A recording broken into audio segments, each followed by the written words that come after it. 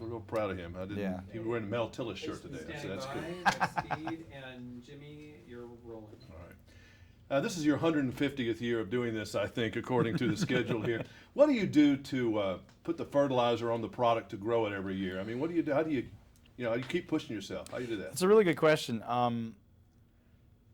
I think that at this stage of the game, really, it's been 45 years. At this stage of the game, I have to admit to the fact that I was born to enjoy certain things, and one of them is human beings. I love human beings in situations. I love telling stories. I love being a part of that. I love playing characters. Those two things. A stunted growth, whatever you want to call it. I have it in spades. I love it. Don't get tired of it. And I look forward to different stories and different aspects of human behavior.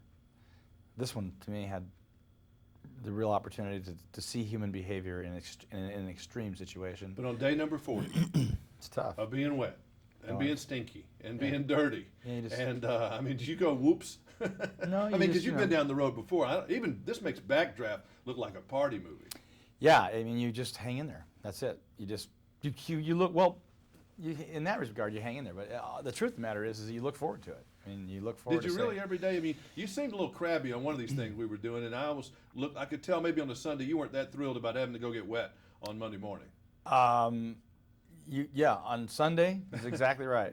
On Sunday, you don't like the idea of going back into that situation on Monday. But when you're there, and once you get into it, now it's almost like I remember I was playing with Jim Bouton and I were playing in a Class A championship game.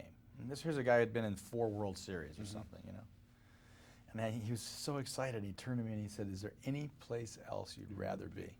And I said, "No." And I know that when I'm working on a set, it can be as horrible as it can probably. When you turn around and look at somebody, I get that feeling, which is there any place else you'd rather be? Is there anything else you'd rather be doing? And the answer is absolutely not. But you're a pro. Wolfgang told me again today that you're a pro, and you have a great reputation for doing that, and that's in your honor that you are. But who were your, when you were like in the 60s doing this, there were Jack Lemmon, I was trying to think of all the people who were out there, Eastwood, who were the big deals of the day. Who kind of did you look at and say, that's a cool guy, I'm going to be more like that? I didn't. Honestly, I didn't at that time, and even as I was growing up, I never did that. I just didn't, that didn't strike me that way. I've always had people that I looked at and appreciated them for their talent, or thought that they had an ability that I thought was really great to watch. Or a work ethic that you thought No, was good? You didn't? I didn't ever know about work ethic. That was an assumption. That was given to me by my dad. My dad said early on, when I was 9 years old, when I got my first job, my dad said, "You're doing a man's job now. You're earning a man's salary, so do a man's job. Show up, be ready to work, go. That's the way it is." And I just said, okay, that was that. That piece of advice wasn't a piece of advice. That's the way it is, and that is the way it is. So I never. I've seen people who had horrible work ethic where I go, "You got to be kidding me!" This is, But no, I didn't look at people and say, "Oh, I want to be that guy," or "I want to be like him." It just didn't. In the acting world, that never happened to me. Well, I guess after you work with the King is one of your first things. There's nowhere to go but up after you've been with the King.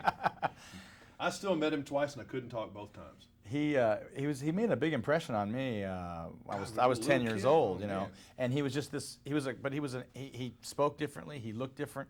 He was fun. He had a great attitude. I didn't know who Elvis Presley was before I started working with him, but when I was working with him, later on in life I could remember that, think back on that, and say, sure, of course that guy was a massive star. He was extremely different and unique. We got to go. I remember the 2 times I came up to him, and both I'm in a reporter situation. I was young. I did the Jedi mind thing. I went like this. He told me to talk, and I went. And just did that both. You were an both Elvis times. fan. No, it really wasn't. Yeah. He had